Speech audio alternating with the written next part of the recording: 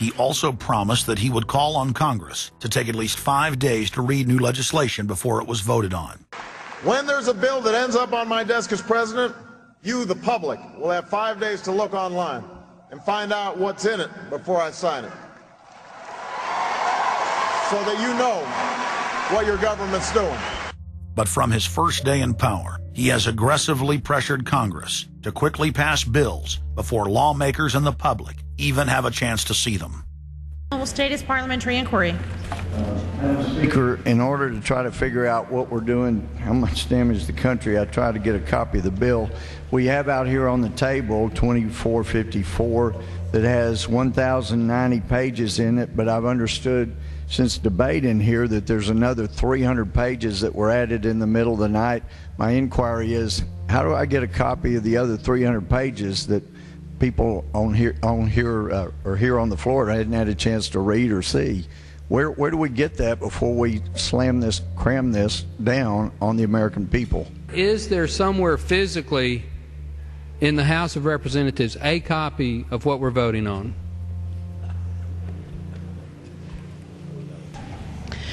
The gentleman has not stated a parliamentary inquiry that the chair can answer. Mr. Speaker, I have to say that I am outraged. Here we are getting ready to vote on a piece of legislation, and we haven't even seen 300 pieces of this legislation. No one can even find the bill or even knows where it's at. Obama swore that he would never put lobbyists or donors in his administration. Treasury Secretary Timothy Geithner appointed Mark Patterson, and this is a former top lobbyist for Goldman Sachs, as his chief of staff. And then last week there was a lot of buzz over William Lynn. He was appointed to the #2 position at the Defense Department. William Lynn, also a former top lobbyist for Raytheon, which is one of the 5 largest defense contractors. He has now broken all previous records by cramming his administration full of contributors and lobbyists who openly write legislation being proposed by the White House. There's a good reason Obama doesn't want to give the people or Congress any time to read the bills. I'm still needing a copy of the other 300 mysterious pages that we don't get to see here. Shortly after the 2008 election, Vice President Joe Biden confided to top supporters that it was essential that their program be implemented at lightning speed. Because their agenda was so unpopular, they knew Obama would lose support quickly. Obama's handlers were in a race to pass a raft of legislation before the people discovered that Obama was just a slicker, updated version of previous puppets. Obama is the New World Order's closer. It's his job to repackage and solidify the tyrannical policies of George W. Bush as progressive and trendy. So part of my job, I think, as president, is to make government cool again.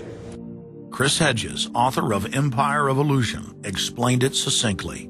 President Obama does one thing, and brand Obama gets you to believe another.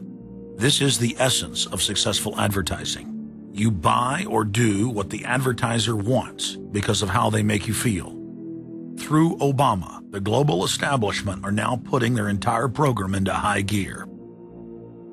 Obama is attempting to dismantle the Second Amendment with more than a dozen victim disarmament bills now in Congress. The key is going to be, I think, for us to come together and say people do have an individual right, and there's nothing wrong with common sense gun laws. Hate crime and cyberbullying bills in the House and Senate would effectively criminalize free speech protected under the First Amendment. It is absolutely true that NAFTA was a mistake. A senior member of the Obama campaign called the Canadian government within the last month to say that when Senator Obama talks about opting out of the free trade deal, the Canadian government shouldn't worry. The operative said it's just campaign rhetoric and don't take it seriously. Campaign officials called the U.S. ambassador to Canada and say, don't worry, it's just campaign rhetoric about NAFTA. The Canadian government put out a statement indicating that this was just not true. So I don't know who the sources. It wasn't true. Amid all of the denials, sources at the highest level of the Canadian government who first confirmed that a call was made, late this afternoon reconfirmed that a call was made. President Obama is promoting the creation of a North American Union and is attempting to expand NAFTA and GATT. President Obama is pushing nation-ending blanket amnesty for more than 20 million foreign aliens living illegally inside the United States. He's also overseeing the hijacking of health care by the federal government, which will nationalize more than 20% of the U.S. economy. And you want us to believe that a government that can't even run a cash for clunkers program is going to run 1/7 of our U.S. economy. No, sir. No. Obama is continuing the transfer of national sovereignty to unelected international bodies like the United Nations and World Trade Organization.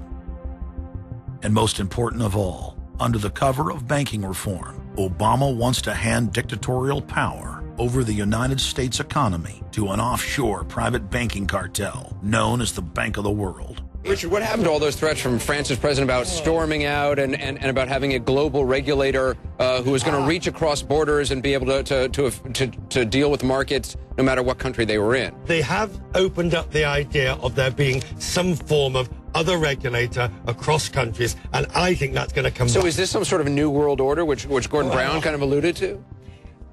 I think a new world order is emerging, and with it the foundations of a new and progressive era of international cooperation. The finance heads of the 20 industrialized nations met again in late September of 2009 at the G20 summit in Pittsburgh, Pennsylvania. At that meeting, ministers called for an end to the dollar as the world reserve currency. They also called for a strengthening of global governance and called for a new world order.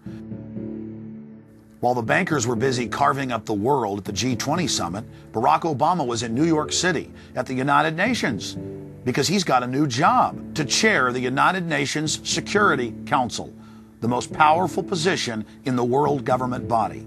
President Obama does what no other U.S. president ever has.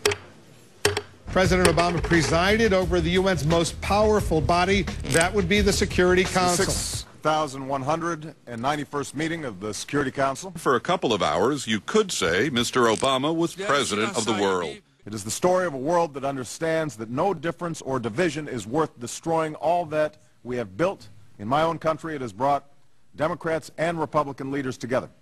Leaders like George Shultz, Bill Perry, Henry Kissinger, and Sam Nunn, who are with us here today. Barack Obama is the first president to hold two posts simultaneously. And there's a good reason for that. It's illegal. Article 1, Section 9 of the Constitution forbids any U.S. president from serving any foreign government or institution. He swears an oath to protect and defend the Constitution of the United States. But now Barack Obama has sworn allegiance to the global government and the United Nations that he heads up. Let that sink in real good. Barack Obama now heads the United Nations Security Council. You cannot serve two masters, and Obama isn't. He's selling out the last vestiges of sovereignty that this country had. This, ladies and gentlemen, is the destruction of our nation, and it's also high treason. Obama's lies are obvious and out in the open. He hides in plain sight. And from the moment he took office, his lies have only increased, despite the fact that his ratings have dramatically dropped since Election Day, from the mid-80s to the low 40s. A large portion of Americans still gullibly hang on his every word. It is